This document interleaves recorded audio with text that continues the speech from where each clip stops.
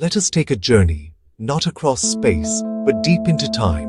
Our destination, 7 million years ago, the late Miocene. A world long before any city, any pyramid, even the first flicker of a campfire. Here walked creatures not yet human, but no longer just apes, the first hominins. Imagine stepping out of our time machine. Warm air, damp earth, unfamiliar blossoms, insects buzz, strange birds call, leaves rustle. We are detectives, piecing a world from the faintest clues. What did our ancestors see and fear? And what small changes set the path to us, Homo sapiens? The evidence is scarce. Fragments of bone, a handful of teeth, the testimony of rocks. Their lives: find food, avoid predators, raise young, living day by day in a changing world. In their struggles they laid our foundations. This is where our story begins. Let us be ready. 7 million years in the past, Earth is a planet in transition. The long, warm Miocene gives way to a cooler, drier future. Forests shrink, savannas emerge, a mosaic of dense woodlands, open grasslands, and riverine forests. A slow transformation, driven by global climate shifts and the uplift of the East African Rift. Change powers evolution, challenges, and opportunities. Open savannas bring risk, fewer trees, and rewards, roots, hardy seeds, and scavenged carcasses. Volcanoes blanket landscapes with ash, a gift to science. Ash layers can be dated precisely, bracketing fossils. 6.1 million years, plus or minus. Life is abundant. Elephants, giraffes, horses, and saber-toothed cats, giant hyenas, massive crocodiles.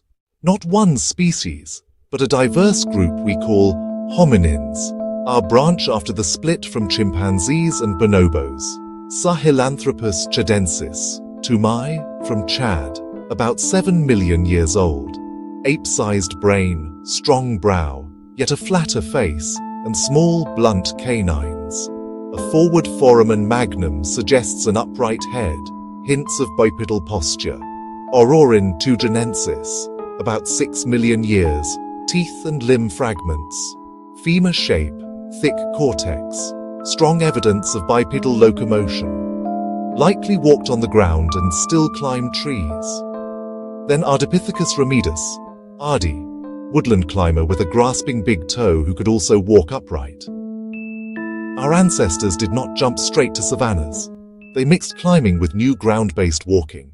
Bipedalism, walking on two legs, defines all hominins. It was a slow experiment, not a sudden event. These fossils show the beginning. Bodies not yet efficient long-distance walkers. Early walkers likely waddled. Why stand? Energy efficiency between trees. Better views over tall grass for predators and food. Freed hands, carry food and infants, wield sticks or rocks. A cascade of possibilities. This pre-adapted the lineage for tools. Without bipedalism, no technological revolution. Costs: difficult childbirth, chronic back strain, slower and less stable than quadrupeds. Yet benefits: 1. Standing up was the first great leap. Teeth endure. Shape, size, and enamel thickness reveal diet. Early hominins had small incisors, big flat molars with thick enamel, not slicers but grinders. Perfect for tough, fibrous, abrasive foods. Menus dominated by plants. Leaves, flowers, stems, tubers and roots, hard seeds and nuts, and prized fruits in season. They likely ate insects, small animals, and birds' eggs, opportunistic omnivores. More importantly, scavengers, breaking long bones with rocks to reach fatty, nutritious marrow. Dietary flexibility bred resilience. When climates shifted, they switched foods, survived, and later expanded across the globe. We descend from creatures willing to try anything on the menu, a trait that still defines us, 7 million years ago predates systematic stone toolmaking. Although it appears around 2.6 million years, creatures like Sahelanthropus and Aurorin did not make hand axes or choppers. The skill to imagine and create a tool from stone lay in the future, but simple technologies existed. Wooden digging sticks, opportunistic stones, much like chimpanzee tool use. Unmodified hammerstones, cracked bones and nuts. Chance sharp rocks, sliced meat. Wood and fibers rot. Simple stones blend in. The earliest toolkit leaves almost no trace. Even using a rock requires foresight and learning. Elders teach, young imitate. Groundwork for future technologies. Freed hands manipulated the world, and in turn, stimulated new ways of thinking. Yeah. Everything we know comes from fossils. Rare remains turned to stone over eons. Quick burial, protection, mineral seepage. Organic bone replaced by rock. The odds are tiny.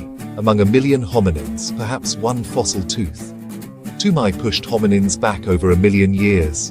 Aurorin femur, earliest direct bipedal evidence. Ardi, a complex transition. Paleoanthropologists survey harsh lands, excavate meticulously, scan and analyze. Each fossil, a vital data point. Debates: Sahelanthropus, Aurorin, Ardipithecus. Test hypotheses as new finds refine the picture. The story is constantly rewritten with each discovery that rises from the ground. That's the point. Like most primates, early hominins lived in social groups, a survival strategy in a dangerous world. Many eyes and ears, spotting predators, collective defense, shouting, throwing sticks and rocks, enough to deter a lone leopard or hyena. Group life eased finding food and raising young. Some kept watch, others dug roots or gathered fruit. Helpless infants needed years, care shared by fathers, aunts, older siblings, cooperative breeding. Groups taught where to find water, how to use simple tools, how to navigate, and who to defer to. Seeds of culture. We infer from chimpanzees and bonobos. Small groups, complex hierarchies, alliances, rivalries, rich communication without language. Social interaction pushed brain evolution. Learning in the group. It really started there.